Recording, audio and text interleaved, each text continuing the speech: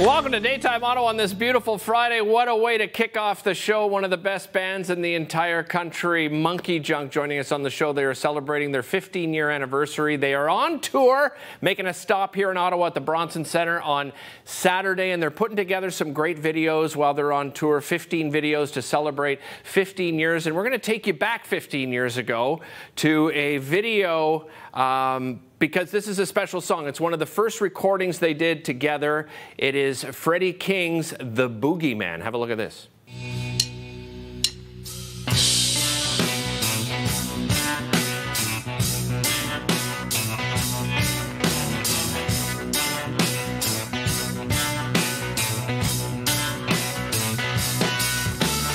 got a funky reputation, 'cause I like to get low down.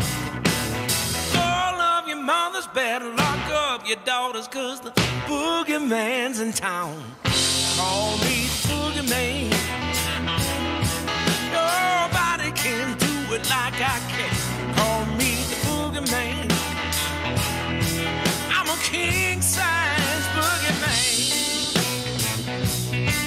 All right.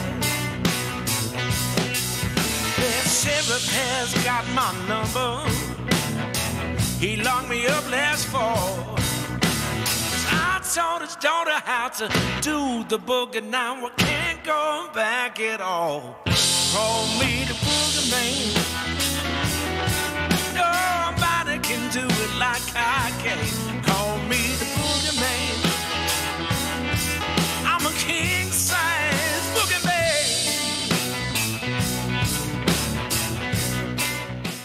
23 Maple Blues Awards, 2 Juno Awards. They're not bad. MonkeyJunk joins us here on the show. Steve Mariner, Matt Saub, Tony D. Thanks for joining us, guys. I know it's a busy day for you guys.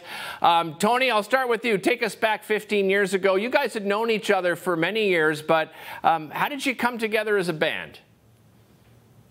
I've known Steve since you were about 12, 10, 11, or 12. And so Steve used to come into...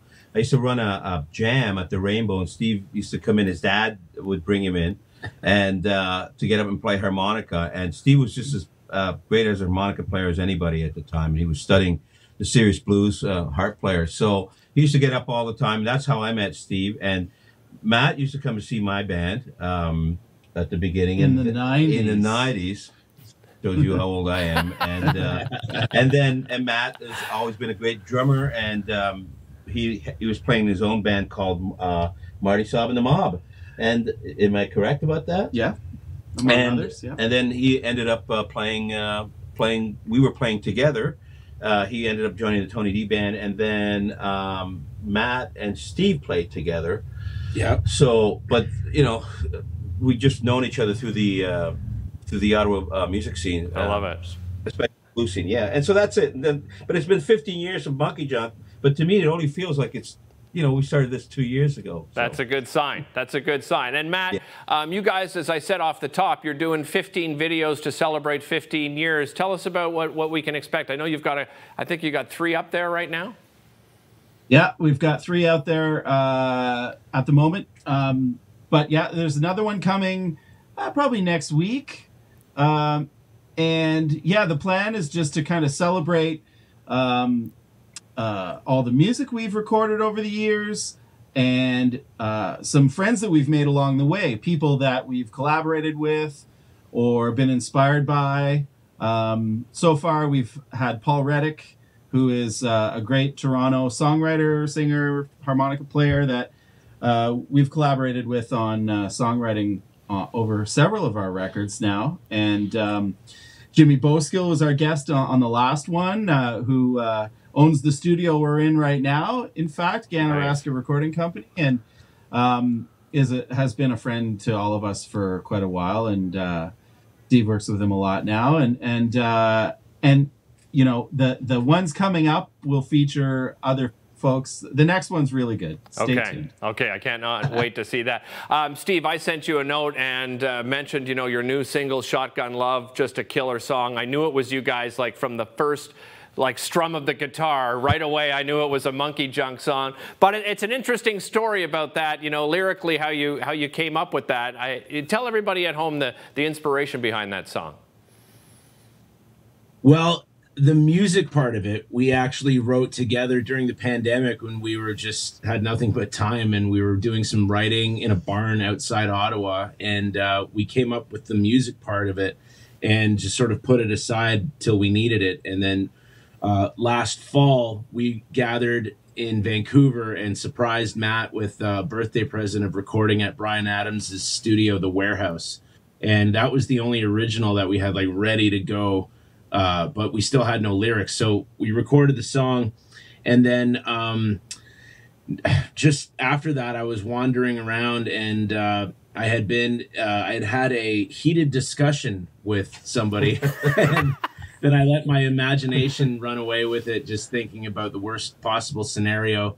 And sometimes when there's passion and frustration, it can be a really intense situation. So I just kind of imagined a nightmare scenario, and somehow there's love involved also. I love it. I love it. Matt, I've got to talk to you about that because I'm a huge Bryan Adams fan. I had his poster in my bedroom growing up.